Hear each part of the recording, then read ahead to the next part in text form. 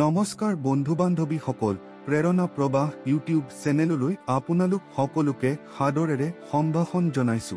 বন্ধুসকল, আজিৰ কাহিনীটো বহুত মহত্বপূৰ্ণ আৰু জ্ঞানবৰ্ধক, সেইকাৰণে এই ভিডিঅ'টো গুৰুত্ব সহকাৰে শ্ৰৱণ আৰু দৰ্শন কৰক।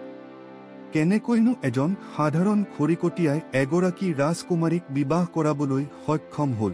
হয় বন্ধুসকল, কাহিনী বহুত ৰোমাঞ্চকৰ আৰু জ্ঞানবৰ্ধক হ'বলৈ গৈ আছে, শুনি বহুত আনন্দ লাভ কৰি। বন্ধুসকল, ৰতনপুৰ নামৰ এখন ৰাজ্যত হাৰিয়া নামৰ এজন খৰিকটীয়া মানুহ আছিল। তেওঁ পত্নী আৰু 3জন পুত্ৰৰ সৈতে একেলগে বাস কৰিছিল। খৰিকটীয়াজনৰ ডাঙৰ পুত্ৰৰ নাম মহেশ, মধ্য পুত্ৰৰ নাম হিতেশ আৰু সৰুজন পুত্ৰৰ নাম আছিল নৰেশ। মহেশ আৰু হিতেশ দেখিবলৈ ধুনীয়া আৰু শাৰীৰিকভাৱে সুস্থ আছিল, আনহাতে নৰেশ আছিল নিশকটীয়া, দুৰ্বল আৰু ক'লা বৰণীয়া।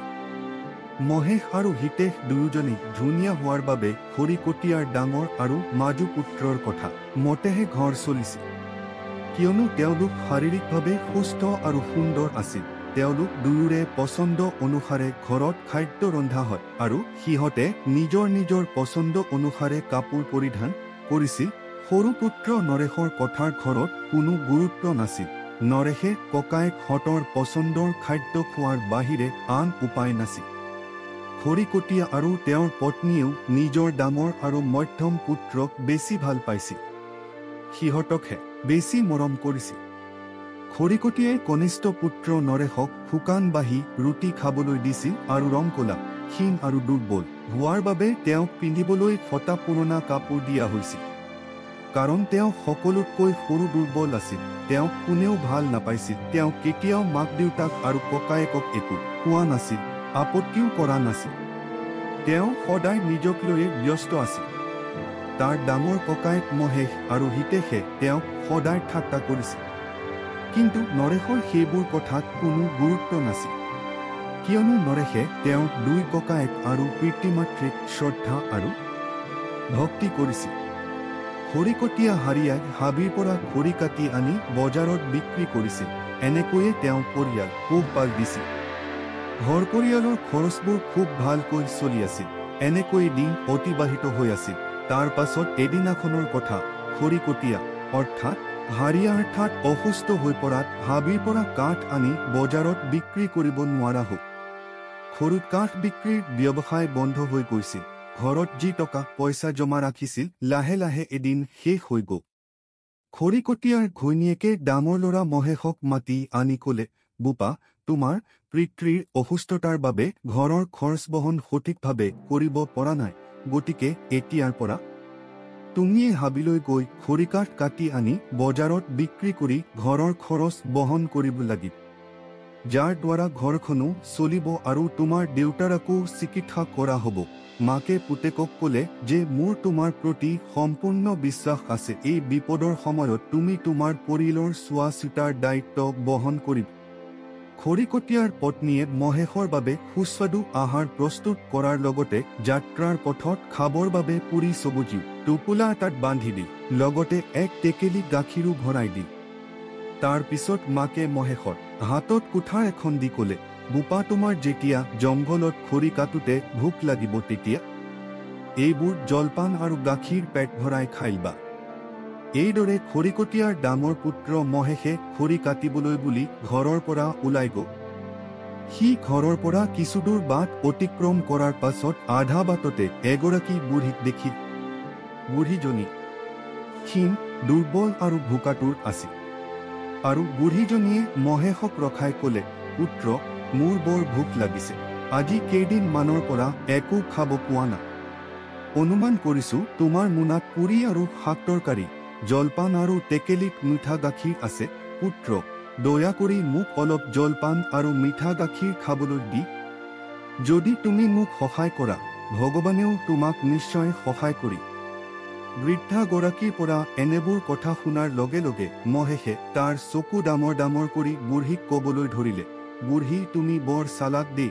মই যদি তোমাক মোৰ ভাগৰ খাদ্য খাবলৈ দিওঁ, পিছত মই কি খাম? মোৰ বাটৰ পৰা আঁতৰি যোৱা আৰু মোক যাবলৈ দিয়ে। তুমি মৰিলেও মৰি যোৱা। মোৰ কোনো ক্ষতি নহওক। মহেশৰ কথা শুনি দুয়োজনৰ বৰ দুখ লাগিল। তাৰ পৰা মহেশে গাখীৰৰ পাত্ৰ আৰু খাদ্যৰ মোনাটো লৈ পোনে পোনে হাবিলৈ গৈ মাটিত নমাই থৈ দিলে আৰু শুকান গছ এডাল বিচাৰি কাটিবলৈ আৰম্ভ কৰিলে। সি গছডালত মাত্ৰ কেইটামান ঘাপ মাৰিছিল কুঠাৰে, তেনেতে হঠাৎ কুঠাৰখন আহি তাৰ নিজৰ হাততে লাগি মহেশৰ হাতৰ পৰা তেজৰ সোঁত বব ধৰিল। সি ভয় আৰু যন্ত্ৰণাত সহায়ৰ বাবে চিঞৰিব ধৰিল। কিন্তু এই জংঘলত তাৰ চিঞৰ শুনিবলৈ আৰু সহায় কৰিবলৈ কোনো নাছিল। সি যেনে তেনে কৰি ঘৰলৈ উভতি আহিল। মাকে তাক দেখাৰ লগে লগে তাই ক'লে, "হাদ, মোৰ ল'ৰা, তোৰ কি অৱস্থা হ'ল?" বুলি কান্দিব ধৰিলে। আৰু তাই মহেশৰ ক্ষতস্থানত বনৌষধি লগাই কাপোৰেৰে বান্ধি দিল আৰু মহেশক জিৰণি ল'বলৈ ক'লে। পিছদিনা মাকে দ্বিতীয় পুত্ৰ হিতেশক মাতিল আৰু ক'লে, "পুত্ৰ, তোমাৰ দেউতাৰ বেমাৰ, অসুস্থ আৰু তোমাৰ ডাঙৰ ককাইদেউ আঘাতপ্ৰাপ্ত হৈ পৰি আছে। এতিয়া এনে পৰিস্থিতিত তুমিয়ে হাবিৰ পৰা খৰিকাঠ আনি নগৰত বিক্ৰী কৰিব লাগিব। মই নিশ্চিত যে এই কঠিন সময়ত তুমি তোমাৰ পৰিয়ালটোক পোহপাল দিবা।" এইদৰে মাকে দ্বিতীয় পুত্ৰ হিতেশক ক'ল।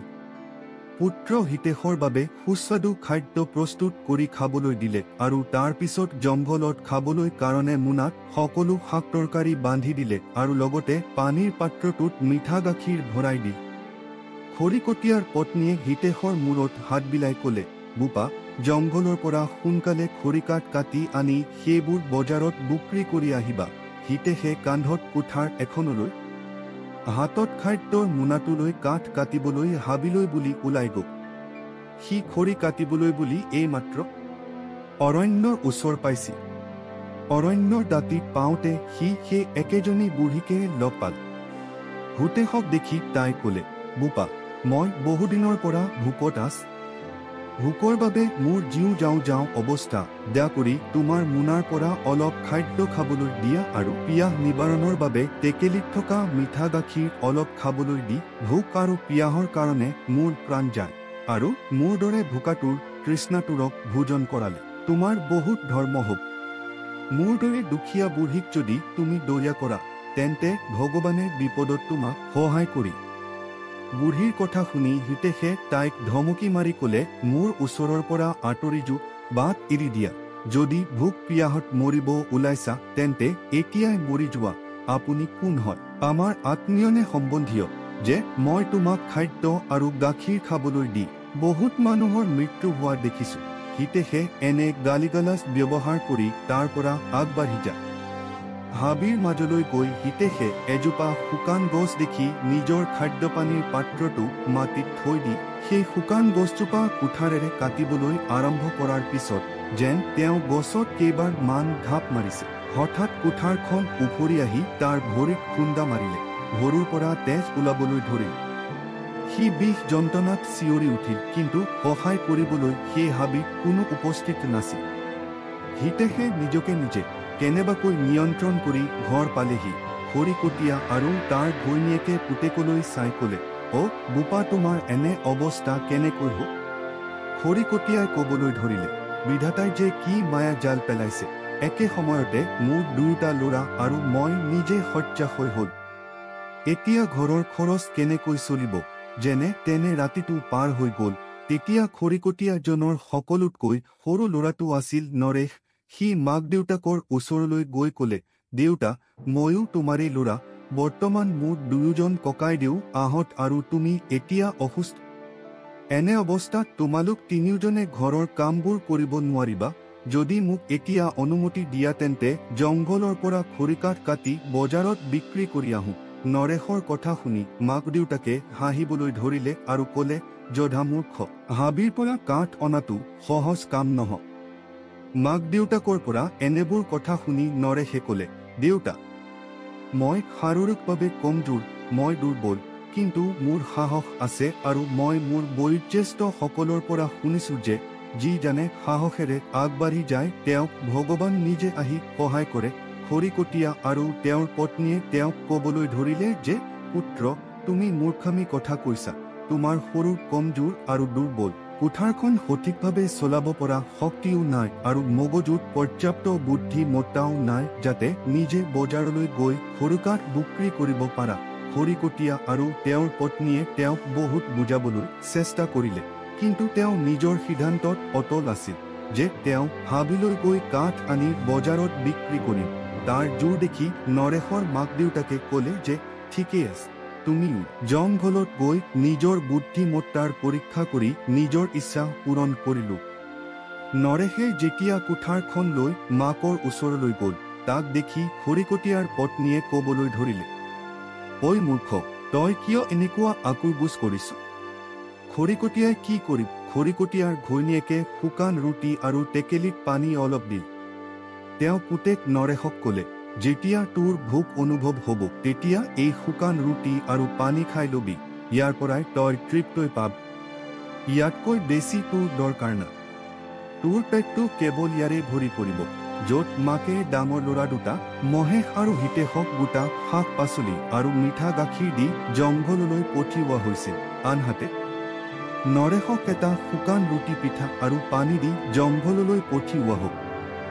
নৰেশে এখন হাতত শুকান ৰুটি পিঠাৰ টোপোলা আৰু পানীৰ টেকেলি, আনখন হাতৰ কান্ধত কুঠাৰখন লৈ খোজ কাঢ়ি গৈ আছিল। তেওঁৰ কোনো চিন্তা নাছিল, মাত্ৰ এটা কথাই তেওঁৰ মনত আছিল, কুঠাৰেৰে খৰি টুকুৰা টুকুৰ কৰি কাটিব লাগে। হাবিখনৰ ওচৰ পাওঁতে সি তাত এগৰাকী বৃদ্ধাক দেখিবলৈ পাল। তাৰ দুয়োজন ককায়েকে এই বুঢ়ীকে লগ পাইছিল। সেই বুঢ়ীয়ে নৰেশক দেখাৰ লগে লগে ক'লে, পুত্ৰ, মই বহুদিন ভোক পিয়াহত আছো। ভোক আৰু পিয়াহত মই মৰিব ধৰিছো। যদি তুমি মোক তোমাৰ পৰা অলপ আহাৰ আৰু পানী খাবলৈ দিয়ে তেন্তে মোৰ জীৱন ৰক্ষা পৰিলহেঁতেন। সেই বুঢ়ীগৰাকীৰ মুখৰ পৰা এনেবোৰ কথা শুনি নৰেশৰ বুঢ়ীজনীৰ প্ৰতি দয়া উপজিল আৰু ক'লে, মা, তোমাক বৰ দুৰ্বল আৰু ভোকাতুৰ তৃষ্ণাতুৰ যেন দেখিছ। কিন্তু মই কি কৰিম? মোৰ লগত একো ভাল খাদ্য নাই। মোৰ লগত কেৱল শুকান ৰুটি আৰু পানীহে আছে। যদি আপুনি খাব বিচাৰে তেন্তে আপুনি ইয়াকে অতি আনন্দৰে খাব পাৰে। এই কথা কেইটা কৈ যেতিয়া নৰেশে মোনাটো খুলিবলৈ আৰম্ভ কৰিলে, লগে লগে তেওঁ বৰ আচৰিত হৈ পৰিল। তেওঁ দেখিলে যে শুকান ৰুটিৰ সলনি তেওঁৰ মোনাটোত পুৰি, পকোৱান আৰু মিঠাইৰে ভৰি আছে। নৰেশে টেকেলিটো খুলিলে, তাত পানীৰ সলনি মিঠা গাখীৰ পাল। তেওঁৰ টেকেলিত মুঠা গাখীৰ আৰু শুকান ৰুটি চাহন সলনি মোনাত পুৰি আৰু পকোৰা আছিল। নৰেশে এই কথা দেখি আচৰিত হৈ ক'বলৈ ধৰিলে, মই সপোন দেখিছো নেকি? এই সকলোবোৰ কেনেকৈ হ'ল? নৰেশৰ কথা শুনি বুঢ়ীয়ে ক'লে, পুত্ৰ, এইটো সপোন নহয়, বাস্তৱ। পুত্ৰ, তুমি এই দুখীয়া বৃদ্ধাক দয়া দেখুৱালা, তাৰে ফলস্বৰূপে ভগৱানে তোমাক এই পুৰস্কাৰ দিছে। তোমাৰ শুকান ৰুটি, পুৰি আৰু পকোৱানৰ ঠাইত টেকেলিত ৰখা পানী মিঠা গাখীৰলৈ পৰিণত হ'ব। সকলো তেওঁৰ দয়াৰ ফল। যিসকলে আনৰ ভাল কাম কৰে, ঈশ্বৰে নিশ্চিতভাৱে তেওঁলোকৰ ভাল কৰে। নৰেশে সেই বুঢ়ীক ভোজন কৰোৱাৰ পিছত যেতিয়া সি হাবিৰ ফালে যাবলৈ ধৰিলে তেতিয়া বুঢ়ীয়ে ক'বলৈ ধৰিলে, পুত্ৰ, মোৰ বৰ ভোক লাগি আছিল আৰু তুমি মোক খাদ্য খুৱালা। মই তোমাক কিবা এটা দিব বিচাৰো, মোৰ লগত আহা। এই বুলি কৈ বুঢ়ীয়ে নৰেশক লগত লৈ আগবাঢ়িব ধৰিলে। গছ এজোপাৰ ওচৰত উপস্থিত হৈ বুঢ়ীয়ে ক'লে, পুত্ৰ, যেতিয়া মই ইয়াৰ পৰা যামগৈ তেতিয়া তুমি এই গছজোপা কাটিবা। তেতিয়া এই গছজোপাৰ পৰা এটা বস্তু পাব, যিটো বস্তু আগতে তুমি কেতিয়াও দেখা নাই। সেই বস্তুটোৱে তোমাৰ বাবে বহুত কামত আহিব আৰু হয়তো এই বস্তুটোৰ বাবে তোমাৰ ভাগ্য সলনি হৈ পৰিব পাৰে। এই কথা কেইটা কৈ বুঢ়ীজনী তাৰ পৰা আঁতৰি গ'ল। নৰেশ বহুত আনন্দিত হ'ল। বুঢ়ীজনী তাৰ চকুৰ পৰা আৰ নোহোৱালৈকে সেইফালে চাই থাকি তাৰ পিছত সি দুহাতেৰে কুঠাৰখন ধৰি তুলি ল'ল। ক্ষীণ, দুৰ্বল, ক'লা ছালৰ ল'ৰাটোৱে গছজোপাত অতি জোৰেৰে আক্ৰমণ কৰিবলৈ ধৰিলে। ইমান বয়সীয়াল নহ'লেও তেওঁ সাহস হেৰুওৱা নাছিল। শেষত তেওঁ সকলো শক্তি প্ৰয়োগ কৰি গছজোপা বগৰাবলৈ সক্ষম হয়। নৰেশ আনন্দত আত্মহাৰা হৈ পৰে। সি দেখিলে এই গছজোপাৰ ডালত এজনী ধুনীয়া চৰাইজনী বহি আছিল, যাৰ পাখিবোৰ সম্পূৰ্ণ সোণৰ আছিল। নৰেশে চৰাইটোলৈ চাই তেওঁ ক'লে, যদি মই এই সোণৰ চৰাইটোক বজাৰত বিক্ৰী কৰোঁ তেতিয়া মই ইয়াৰ পৰা বহুত টকা উপাৰ্জন কৰি ইয়াৰ পৰা সঁচাকৈয়ে আমাৰ ভাগ্য সলনি হৈ যাব আৰু আমি ধনী হ'ব পাৰিম। আমাৰ পিতৃ মাতৃয়ে হাবিৰ পৰা খৰি কাঠ কাটি বিক্ৰী কৰাৰ প্ৰয়োজন নাথাকিব। আৰু এই কথা মনত ৰাখি নৰেশে সোণৰ চৰাইটো তুলি লৈ সি বিক্ৰী কৰিবলৈ চহৰলৈ যাবলৈ ধৰিলে, যদিও চহৰখন যথেষ্ট দূৰত আছিল আৰু নৰেশ চহৰ পোৱাৰ সময়লৈকে আন্ধাৰ হৈ পৰিছিল আৰু তাত থকা সকলো দোকান বন্ধ হৈ গৈছিল। বজাৰখন বন্ধ হৈ গৈছিল আৰু সেয়েহে তেওঁৰ সোণৰ চৰাইটোৰ বাবে কোনো ক্ৰেতা দেখা নাপাল। এতিয়া এনে অৱস্থাত ৰাতি বহু দেৰি হোৱাৰ বাবে ঘৰলৈ উভতি যাব নোৱাৰা হ'ল। এনে অৱস্থাত তেওঁ গোটেই ৰাতিটো তাতেই কটাবলগীয়া হ'ল। নৰেশে এখন ঘৰৰ মালিকৰ ওচৰলৈ গৈ ক'লে, ভাই চাহাব, মই আজি ৰাতিটো তোমাৰ ঠাইত জিৰণি ল'ব পাৰিমনে? তাৰ বাবে আপোনাক যি ভাড়া দিব লাগে মই দিম, কাৰণ মই ইয়াত ৰাতিপুৱা বজাৰ চাব লাগিব। নৰেশৰ কথা শুনি ঘৰৰ মালিকে ক'লে যে এই কোঠাবোৰ মই এই কাৰণতে বনাই দিছ। যেনেকৈ ইয়াত যাত্ৰী সকল আহি জিৰণি লয়, তেনেকৈ ইয়াত আপুনিও আৰামত ৰাতিটো কটাব পাৰে। ঘৰৰ মালিকে নৰেশৰ হাতত এটা অদ্ভুত চৰাই দেখি তেওঁ ক'লে, হেৰা, এই সোণৰ চৰাইটো ক'ৰ পৰা আহিল? ইয়াৰ সকলো দেউকা সোণ। কি যে ধুনীয়া চৰাই, ইমান আচৰিত চৰাই যিটো মই জীৱনত কেতিয়াও দেখা নাই। মই মোৰ ছোৱালী তিনিজনীক মাতি আনি এই আচৰিত চৰাইটো দেখুৱাম। এই সোণালী চৰাইটোক দেখি তিনিজনী বৰ আনন্দিত হ'ব। ততালিকে তিনিজনী জীয়েকক মাতি আনি ক'লে, এই সোণৰ চৰাইটো চোৱাচোন। ডাঙৰ ছোৱালীয়ে এই চৰাইটো ধুনীয়া বুলি ক'লে। মাজু ছোৱালীজনীয়ে ক'লে, এই চৰাইটো ইমান ধুনীয়া আৰু ইয়াৰ দেউকাযোৰো সোণৰ। আৰু সৰু ছোৱালীজনীয়ে নৰেশক ক'লে, আপুনি এজন অতি বুদ্ধিমান ব্যক্তি আৰু আপোনাৰ ওচৰত এনেকুৱা এটা আচৰিত চৰাই আছে যিটো সম্পূৰ্ণৰূপে সোণ। নৰেশৰ সোণৰ চৰাইটো দেখি ঘৰৰ মালিকৰ ছোৱালী তিনিজনী বৰ আনন্দিত হ'ল। নৰেশে ঘৰৰ মালিকৰ অনুৰোধত সোণৰ চৰাইটো আন এটা কোঠাত ৰাখি সি নিজে আনটো কোঠালৈ গৈ শুই পৰিল। নৰেশ বহুত ভাগৰুৱা হৈ পৰিছিল। সিয়ে শুই পৰাৰ লগে লগে তেওঁ গভীৰ টোপনিত অচেতন হৈ পৰিল। আনফালে ঘৰৰ মালিকৰ ডাঙৰ ছোৱালীজনীৰ মনত সোণালী চৰাইটোৰ প্ৰতি লোভ উৎপন্ন হ'ল। তাই ভাবিবলৈ ধৰিলে যে ইয়াৰ এটা পাখি উঘালি আনিলে ইয়াৰ কোনো পাৰ্থক্য নহ'ব। এই কথা ভাবি ঘৰৰ মালিকৰ ডাঙৰ ছোৱালীজনী আহি সেই সোণালী চৰাইটো থকা কোঠাটোত উপস্থিত হ'ল। যেতিয়া চৰাইৰ পাখি ছিঙিবলৈ হাতখন আগবঢ়াই দিয়ে লগে লগে তাইৰ হাত দুখন এই চৰাইটোৰ লগত আবদ্ধ হৈ পৰে। তাই বহুত চেষ্টা কৰে, কিন্তু তাইৰ হাত দুখন চৰাইটোৰ পৰা এৰুৱাব নোৱাৰা হ'ল। সোণৰ চৰাইটোৰ পৰা হাত দুখন এৰুৱাবলৈ সৰ্বশক্তি প্ৰয়োগ কৰিলে, কিন্তু সফল নহ'ল। শেষত উপায় নাই হৈ তাইৰ ডাঙৰ ভনীয়েক আৰু সৰু ভনীয়েকক চিঞৰি চিঞৰি মাতিব আৰম্ভ কৰে। বায়েকৰ মাত শুনি সেই কোঠাটোলৈ দৌৰি আহে আৰু সিধে, কি হৈছে বাইদেউ? ডাঙৰ বায়েকে ক'লে, এই চৰাইটোৰ লগত মোৰ হাত দুখন লাগি ধৰিছে, এৰুৱাব পৰা নাই, তুমি অলপ সহায় কৰি দিয়াচোন। যেতিয়াই ভনীয়েকে বায়েকৰ হাত দুখন এৰুৱাবলৈ চেষ্টা কৰে, তেতিয়া তাইৰ হাত দুখনো চৰাইটোৰ গাত লাগি ধৰি এতিয়া দুজনীয়ে সোণৰ চৰাইটোক ধৰি থাকিবলৈ বাধ্য হ'ল আৰু সৰু ভনীয়েকক মাতিবলৈ ধৰিল। সিহঁত দুজনীৰ মাত শুনি চাৰিজনী ভনীয়েক দৌৰি আহি বায়েকহঁতৰ হাত এৰুৱাবলৈ চেষ্টা কৰোঁতে তাইও চৰাইজনীৰ গাত লাগি ধৰি এনেকৈ তিনিওজনী বাই ভনীয়ে সোণৰ চৰাইটোৰ গাত লাগি ধৰা অৱস্থাৰে গোটেই ৰাতি সেই কোঠাটোতে থাকিব লগা হ'ল। ৰাতিপুৱা হোৱাৰ লগে লগে নৰেশে চৰাইটোৰ ওচৰ পালেগৈ। দৃশ্যটো দেখি তেওঁ স্তম্ভিত হৈ পৰিল। নৰেশে ভাবিবলৈ ধৰিলে, এই তিনিজনীয়ে নিশ্চয় সোণৰ চৰাইটো চুৰি কৰিবলৈ চেষ্টা কৰিছিল, সেইবাবেই এই তিনিওজনীৰ হাত আবদ্ধ হৈ পৰিল। তেতিয়া সেই ঘৰৰ মালিক জন্মও তালৈ আহি ক'লে, ঐ দুষ্ট ল'ৰা, তুমি এয়া কি কৰিলা? তোমাৰ সোণৰ চৰাইটোৰ গাত মোৰ তিনিজনী ছোৱালীৰ হাত লাগি ধৰা দেখা নাই নেকি? নৰেশে ক'বলৈ ধৰিলে যে মই এইটোত একো কৰা নাই, যি হৈ আছে সেয়া আপোনাৰ তিনিওজনী ছোৱালীয়ে একেলগে কৰিছে। সিহঁতে নিশ্চয় এই সোণালী চৰাইটো চুৰি কৰিবলৈ চেষ্টা কৰিছিল, সেইবাবেই তেওঁলোকে নিজৰ কৰ্মৰ ফল পাইছে। ইয়াত মোৰ কোনো দুখ না। মোৰতো চৰাইটো লগত লৈ ইয়াৰ পৰা প্ৰস্থান কৰাৰহে ইচ্ছা। আৰু এই কথা কোৱাৰ পিছত নৰেশে চৰাইটো লৈ সি তাৰ পৰা আঁতৰি গ'ল নিজৰ সোণৰ চৰাইটোৰ সৈতে। আৰু চৰাইটোৰ লগত ছোৱালী তিনিজনীও যাব লগা হ'ল, কাৰণ তিনিওৰে হাত সেই সোণালী চৰাইটোৰ লগত লাগি আছিল। আনকি সিহঁতৰ দেউতাকেও একো কৰিব পৰা নাছিল।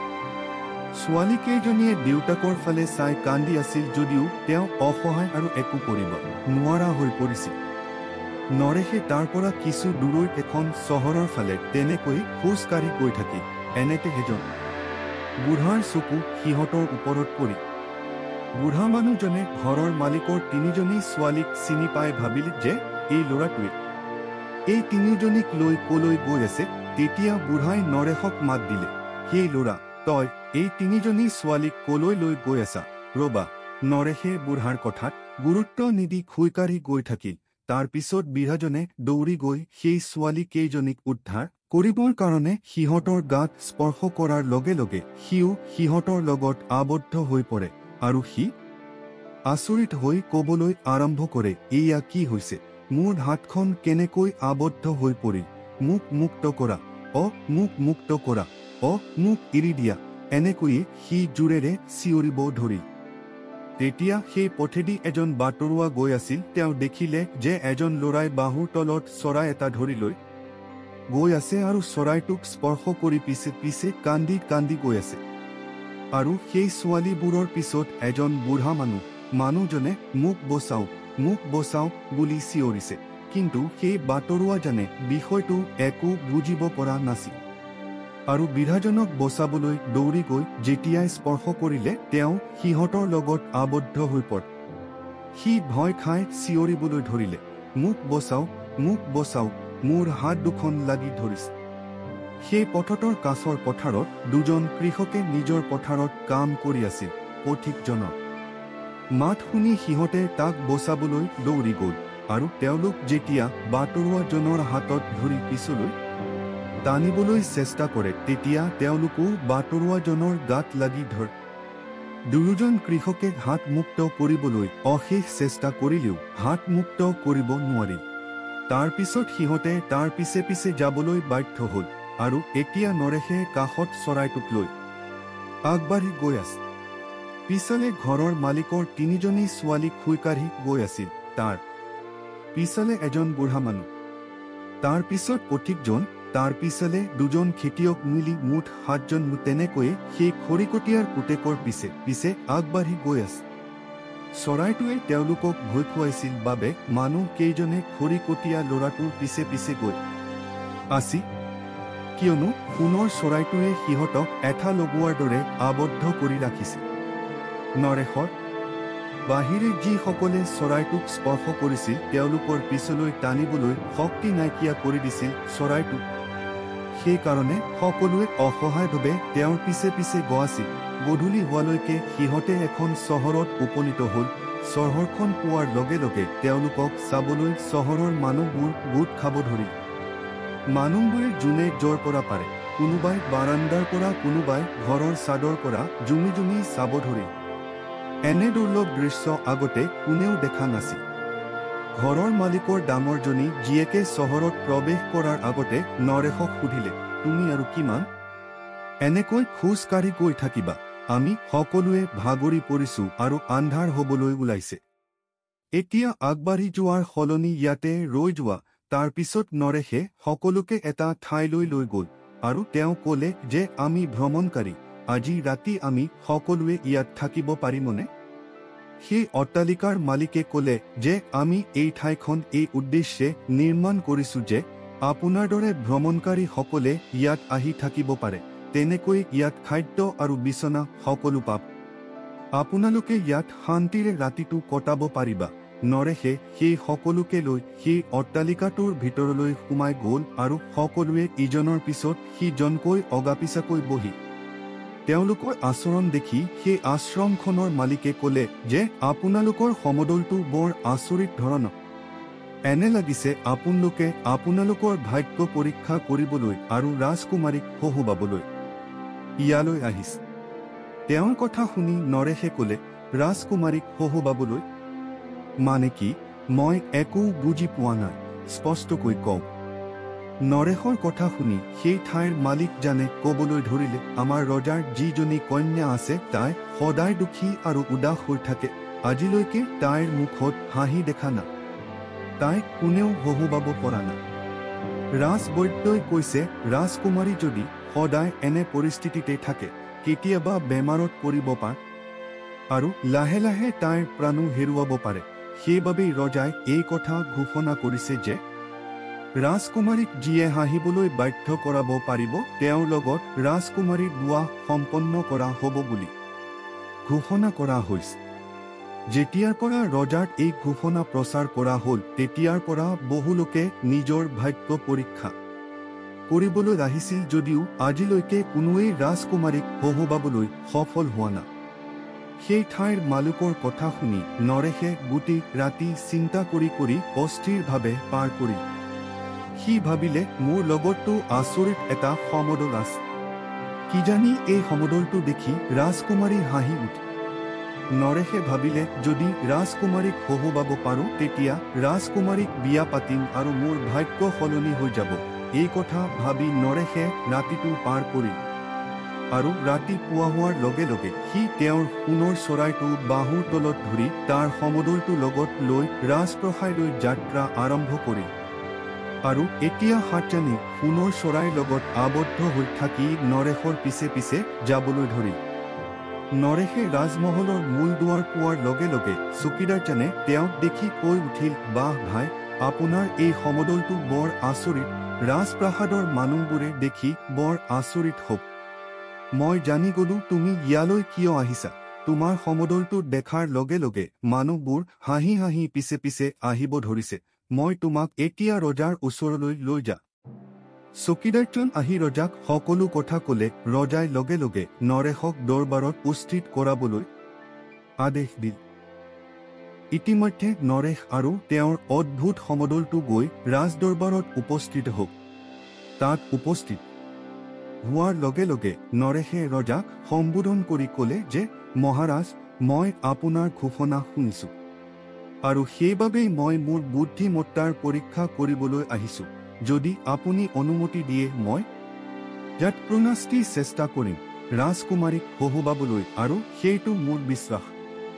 ৰাজকুমাৰী নিশ্চয় হাঁহি উঠিব। নৰেশৰ সমদলটো দেখি মহাৰাজে ক'লে, বাহ, বহুত ভাল, তোমাৰ সমদলটো বৰ আচৰিত। ৰজাই ক'লে, এটা ল'ৰাৰ হাতৰ কাষত এটা সোণৰ চৰাই আৰু তাতেই লাগি ধৰিছে 7জনকৈ মানুহৰ হাত। এইটো ধেমালি নহয়, ই এক আচৰিত কথা। এই কথা ভাবি ৰজাই লগে লগে ৰাজকুমাৰীক দৰবাৰলৈ মাতিলে। ৰাজকুমাৰী দৰবাৰ পাওঁতে তাই বৰ দুখী আৰু নিমাত হৈ আছিল। যেতিয়া নৰেশৰ ফালে চকু পৰিল আৰু হাতৰ কাষত এটা সোণৰ চৰাই চেপি ধৰি থকা দেখিলে আৰু সোণৰ চৰাইটোক স্পৰ্শ কৰি এজনৰ পিছত এজন আবদ্ধ হৈ পৰা 7জনীয়া মানুহৰ এটা দীঘল হাত দৃশ্যটো দেখি ৰাজকুমাৰীয়ে হাঁহি বন্ধ কৰিব নোৱাৰি হাঁহি হাঁহি মাটিত বাগৰি পৰিল। তাই জোৰেৰে হাঁহিবলৈ ধৰিলে।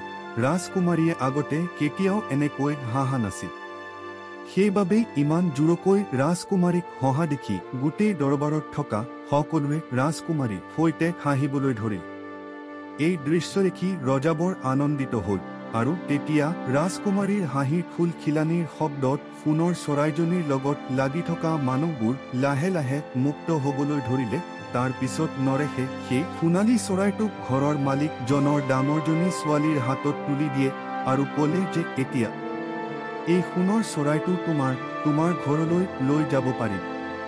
বুঢ়া আৰু বাটৰুৱা আৰু দুয়োজন খেতিয়কে সকলো নিজৰ ঘৰলৈ গ'ল। কিন্তু নৰেশ তেতিয়াও ৰজাৰ দৰবাৰত থিয় হৈ আছিল আৰু ভাবি আছিল যে ৰজাই ঘোষণা কৰা অনুসৰি ৰাজকুমাৰীক তেওঁলৈ বিয়া দিবনে। কিন্তু বন্ধু বান্ধৱীসকল, ৰজাৰ উদ্দেশ্য সলনি হৈছিল। ৰজাই ভাবি আছিল যে তেওঁ ৰাজকুমাৰীক হাঁহুৱাবলৈ সক্ষম হ'ল, সেইটো ঠিকেই আছে, কিন্তু এজন সাধাৰণ ল'ৰাৰ সৈতে ৰাজকুমাৰীক বিয়া কেনেকৈ দিম। ৰজাই যিকোনো প্ৰকাৰে সেই ল'ৰাটোক নিজৰ জোঁৱাই বুলি মানিব নিবিচাৰে। এতিয়া ৰজাই এটা সমাধানৰ কথা ভাবিলে, যাৰ দ্বাৰা ৰাজকুমাৰীৰ বিবাহ নৰেশৰ লগত হ'ব নোৱাৰে। সিফালে ৰাজকুমাৰীয়ে নৰেশক বিয়া কৰাবলৈ বৰ আগ্ৰহী হৈ আছিল। নৰেশে আৰু বেছি সময় ৰৈ থাকিব নোৱাৰিলে। তেওঁ ৰজাক ক'লে, মহাৰাজ, মই তোমাৰ চৰ্ত পূৰণ কৰিলো। এতিয়া তুমিও তোমাৰ চৰ্ত অনুসৰি ৰাজকুমাৰীক মোৰ লগত বিয়া কৰাব লাগে। নৰেশৰ কথা শুনি ৰজাই ক'লে, তুমি এতিয়াও আমাৰ ছোৱালীৰ যোগ্য নহয়। প্ৰথমে তাইৰ যোগ্য হোৱা আৰু তাৰ পিছত আহি আমাক লগ কৰিব। ৰজাৰ কথা শুনি নৰেশে ক'লে যে, মহাৰাজ, আপুনি এতিয়া মোৰ পৰা কি বিচাৰে? তেতিয়া ৰজাই ক'ল যে, তুমি এনে এজন মানুহক বিচাৰি আনা যিয়ে এটা সময়তে 100 লিটাৰ গাখীৰ খাব পাৰে। ৰজাৰ এনে কথা শুনি নৰেশ বৰ চিন্তাত পৰিল। সি ভাবি আছিল, মই এনেকুৱা মানুহ ক'ৰ পৰা পাম? এই কথা ভাবি ভাবি ৰজদৰবাৰৰ পৰা ওলাই তেওঁ সেইখন হাবিত উপস্থিত হ'লগৈ, য'ত তেওঁ আগতে বুঢ়ীজনীক লগ পাইছিল। নৰেশে ভাবিলে যে তেওঁৰ সমস্যাটো এই বুঢ়ীজনীকে কোৱা যাওক, হয়তো বুঢ়ীয়ে কিবা উপায় দিব। এনেকৈ ভাবি নৰেশে সেই গছজোপাৰ ওচৰ পালে, য'ত সি সোণৰ চৰাইটো বিচাৰি পাইছিল। নৰেশে দেখিলে যে বুঢ়ীজনীয়ে কটা গছৰ মূৰাটোত বহি কান্দি আছে। সেই বুঢ়ীজনীক কান্দি থকা দেখি নৰেশে সুধিলে, আই, তুমি কিয় কান্দিছা? বুঢ়ীয়ে ক'লে, তুমি বৰ সৎ মানুহ, সেইবাবেই মই তোমাৰ আগত ক'ব পাৰিম। মোৰ ল'ৰাটোৰ বৰ পিয়াহ লাগিছিল। যি অলপ পানী আছিল তাক খুৱালো, কিন্তু তথাপিও তাৰ পানী পিয়াহ নাইকিয়া নহ'ল। ক'ৰবাত যদি 100 লিটাৰ মান গাখীৰকে পোৱাহেঁতেন তেন্তে সেই গাখীৰ খাই পিয়াহ নিৰ্বাপিত কৰিলেহেঁতেন, কিন্তু ইমান গাখীৰ ক'ৰ পৰা পাম আৰু ক'ৰ পৰা আহিব? তেওঁক 100 লিটাৰ গাখীৰ কোনে খুৱাব? এই কথা শুনি নৰেশে বুঢ়ীৰ ল'ৰাটোৰ ওচৰ পোৱাৰ পিছত বৰ সুখী হৈ পৰিল আৰু ক'লে, ভাই, তুমি মোৰ লগত আহা, মই তোমাক গাখীৰ খুৱাম। তুমি যিমান বিচাৰা গাখীৰ পান কৰিব পাৰিম। এই কথা কৈ নৰেশে বুঢ়ীৰ ল'ৰাটোক লগত লৈ তেওঁ ৰজাৰ দৰবাৰত উপস্থিত হৈ ক'লে, মহাৰাজ, আপুনি ইয়াক কিমান গাখীৰ খুৱাব বিচাৰে? ৰজাই সেই চুটি আকাৰৰ মানুহজনলৈ চাই ক'লে, এই মানুহজন আকাৰত ইমান সৰু যেন লাগে, সি ইমান গাখীৰ কেনেকৈ খাব? নৰেশে তেতিয়া ক'লে, মহাৰাজ, এই বিষয়ে আপুনি একেবাৰে চিন্তা নকৰিব, আপুনি গাখীৰৰ ব্যৱস্থা কৰক। ৰজাৰ আদেশ পাই লগুৱাই গাখীৰ আনি দিলে। চুটি চাপৰ মানুহজনে গাখীৰখিনি অলপ সময়ৰ ভিতৰতে খাই শেষ কৰি দৰবাৰত উপস্থিত থকা সকলো মানুহ আচৰিত হ'ল যে ইমান সৰু চুটি চাপৰ মানুহজনে ইমানখিনি গাখীৰ খাব পাৰি। ধন্যবাদ জনাই নৰেশে বুঢ়ী ল'ৰাক বিদায় দি তেওঁৰ ঘৰলৈ পঠুৱাই দি তাৰ পিছত তেওঁ ক'লে, মহাৰাজ, মই এতিয়া তোমাৰ চৰ্ত পূৰণ কৰিলো। তুমিও তোমাৰ প্ৰতিশ্ৰুতি অনুসৰি ৰাজকুমাৰীক মোৰ লগত বিয়া কৰাই দিয়া উচিত। নৰেশৰ কথা শুনি ৰজাই ক'লে যে এইটো এটা অতি সহজ কাম, তুমি মোক ইয়াতকৈ কঠিন কাম কৰি দেখুৱাব লাগিব, তাৰ পিছত মই তোমাৰ লগত ৰাজকুমাৰীক বিয়া কৰাই দিম। এই কথা কোৱাৰ পিছত ৰজাই মনতে ভাবিবলৈ ধৰিলে যে এতিয়া মই তাক কেনেকুৱা কঠিন কাম কৰিব দিওঁ যিটো সি কেতিয়াও কৰিব নোৱাৰে। কিছু সময় পিছত ৰজাই ক'লে, তুমি এনেকুৱা এজন মানুহ বিচৰি আনা যিজনে এটা ৰুটুৰ পাহাৰ খাব পাৰে, তাৰ পিছত তোমাৰ বিবাহ ৰাজকুমাৰীৰ লগত সম্পন্ন হ'ব। আৰু যদি তেনে মানুহক আনিব নোৱাৰা তেতিয়াহ'লে মোক আকৌ তোমাৰ মুখখন দেখুৱাব নাহিবা। এই কথা কৈ ৰজাই আসনৰ পৰা উঠি দৰবাৰৰ পৰা আঁতৰি গ'ল। ৰজাই ভাবিলে এইটো সহজ কাম নহয়, এই কামটো সি কেতিয়াও কৰিব নোৱাৰিব। নৰেশ বৰ চিন্তিত হৈ পৰিল। তেওঁ ভাবিলে যে ৰাজাই আজি এটা ডাঙৰ সমস্যাত পেলালে। নৰেশে থিৰ কৰিলে যে সি আকৌ সেই সোণৰ চৰাই পোৱা ঠাইলৈ যোৱাত তাৰ পাছত সেই ঠাইতে উপস্থিত হৈ দেখিলে যে তাত এজন মানুহ বহি কান্দি আছে। তেতিয়া নৰেশে কান্দোনৰ কাৰণ সোধাত তেওঁ উত্তৰ দিলে যে মই এই হাবিখনৰ পৰা সকলো ফল ছিঙি খাইছো, কিন্তু মোৰ ভোক তৃপ্ত হোৱা নাই। যদিহে ক'ৰবাত 400-500 কিলো মান খাদ্য পালোহেঁতেন তেতিয়া মোৰ পেটটো ভৰি পৰিলহেঁতেন, কিন্তু ইমান খোৱা খাদ্য ক'ত পাম? কোনে আনি দিব? নৰেশে তাৰ কথা শুনি বৰ সুখী হ'ল আৰু তাক ক'লে যে তুমি মোৰ লগত আহা, মই তোমাক পেট ভৰাই খাদ্য খুৱাম। নৰেশে সেই ভোকাটিৰ মানুহজনক ৰজাৰ দৰবাৰলৈ লৈ গ'ল আৰু ৰজাক ক'লে, মহাৰাজ, অনুগ্ৰহ কৰি ৰুটিৰ ব্যৱস্থা কৰক, এই মানুহজনৰ বৰ ভোক লাগি আছে। আনকি তেওঁ ৰুটিৰ পাহাৰ এটাও খাব পাৰে। মহাৰাজে লগোৱাৰ হতুৱাই দৰবাৰতে পাহাৰ সদৃশ ৰুটিৰ দম এটা প্ৰস্তুত কৰি তাকে দেখি ভোকাতুৰ মানুহজন আনন্দত জঁপিয়াই উঠি তাৰ পিছত ৰুটিবোৰ খাবলৈ আৰম্ভ কৰি সি তেনেকৈয়ে লাহে লাহে এটা এটাকৈ সকলো ৰুটি খাই শেষ কৰি দৰবাৰত বহি থকা সকলো মানুহ আচৰিত হৈ পৰিল। ৰজা আৰু ৰজাৰ দৰবাৰত থকা সকলো মানুহৰ লগতে ৰাজকুমাৰীকো আচৰিত হ'ল। ইমান সৰু মানুহজনে ইমানবোৰ ৰুটি কেনেকৈ খাব পাৰে? সেই মানুহজনে ক'লে, যদি আৰু ৰুটি আছে তেন্তে মোৰ ওচৰলৈ আনিব পাৰে, মোৰ এতিয়াও অলপ ভোক বাকী আছে। নৰেশে তেওঁৰ ওচৰলৈ গৈ তেওঁক ধন্যবাদ জনাই ক'লে যে আজি তোমাৰ বাবেই মই ৰজাৰ চৰ্ত পূৰণ কৰিবলৈ সক্ষম হলো। ইয়াৰ পিছত নৰেশে ৰজাৰ ওচৰলৈ গৈ ক'লে, মহাৰাজ, মই আপোনাৰ এই তৃতীয় চৰ্তটো পূৰণ কৰিলো। এতিয়া তোমাৰ প্ৰতিশ্ৰুতি অনুসৰি তুমি ৰাজকুমাৰীক মোৰ লগত বিবাহ কৰাই দি। নৰেশৰ কথা শুনাৰ পাছত ৰজাই ক'লে, ৰবা, ইমান খৰখেদা নকৰিব। এতিয়াও তুমি আৰু এটা কাম কৰিবলৈ বকি আছা। তুমি মোক এনে এখন জাহাজ আনি দিয়া যিখন বতাহ, পানী আৰু মাটি এই তিনিও ঠাইতে চল। যদি তুমি মোক এনেকুৱা জাহাজ আনি দিব পাৰা তেতিয়া মই বুজিব পাৰিম যে তুমি ৰাজকুমাৰীৰ যোগ্য হ'ব পাৰিবা। এনেকুৱা জাহাজ বিচাৰি নোপোৱালৈকে তুমি ৰাজকুমাৰীৰ যোগ্য হ'ব নোৱাৰা। যদি যোগাৰ কৰিব নোৱাৰা আকৌ মোৰ ওচৰলৈ উভতি নাহিব। ৰজাৰ কথা শুনি নৰেশ তাৰ পৰা আঁতৰি গ'ল। ৰাজকুমাৰীয়ে এই সকলোবোৰ শুনি আছে। নৰেশ যোৱাৰ সময়ত ৰাজকুমাৰীয়ে ৰজাক ক'লে, দেউতা, যদি কাৰোবাক প্ৰতিশ্ৰুতি দিয়া হয় সেই প্ৰতিশ্ৰুতি পূৰণ কৰিব লাগে। আপুনি নৰেশৰ লগত বহুত ভুল কৰিছে।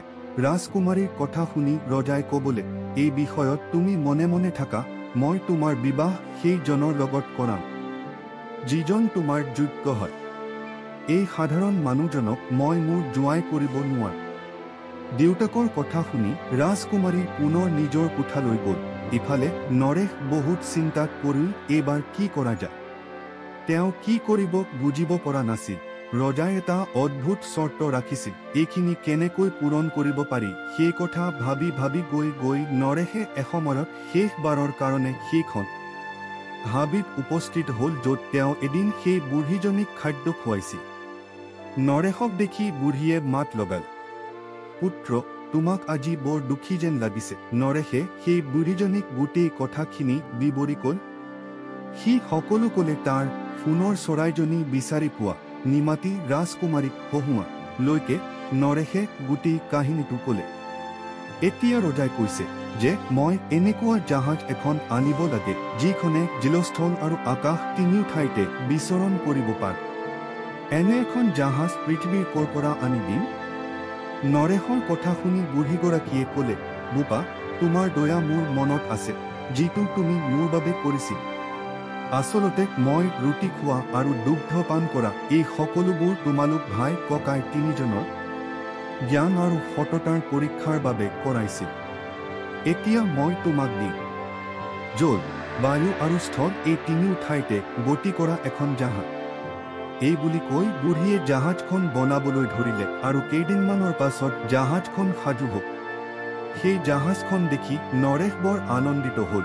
নৰেশে সেই জাহাজখনত বুঢ়ীজনীকো বহিবলৈ ক'ল আৰু বুঢ়ীজনীৰ সৈতে জাহাজখন ৰাজমহলৰ ফালে আগবাঢ়ি যেতিয়া নৰেশে ৰাজমহল পোৱাৰ পিছত জাহাজৰ পৰা নামিলে তেতিয়া ৰজা অত্যন্ত আচৰিত হ'ল।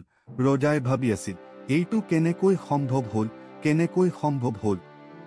এতিয়া মোৰ ছোৱালীৰ বাবে তেওঁ উপযুক্ত, এতিয়া তেওঁৰ তুলনাত আৰু কোনোৱে উপযুক্ত হ'ব নোৱাৰে। আৰু এনেকৈ ভাবি ৰজাই ৰাজকুমাৰীক নৰেশৰ লগত বিয়া পাতিলে আৰু কিছুদিনৰ পাছত নৰেশ সেই ৰাজ্যৰ ৰজা হৈছিল আৰু তেওঁৰ ভাগ্য এনেকৈয়ে সলনি হৈছিল। আৰু যেতিয়া তেওঁৰ মাক দেউতাকে গম পালে তেতিয়াহে তেওঁলোকৰ আটাইতকৈ মূৰ্খ পুত্ৰক তেওঁলোকে শ্ৰেষ্ঠ বুলি গণ্য কৰে। বন্ধু বান্ধৱীসকল, এইবোৰ যি হৈছিল সেয়া আছিল নৰেশৰ ভাল কৰ্মৰ ফল, যিয়ে তেওঁৰ ভাগ্য সলনি হৈ গ'ল। এইটো তেওঁৰ সৎকৰ্মৰ ফল আছিল কাৰণ তেওঁৰ হৃদয়ত মমতা আছিল।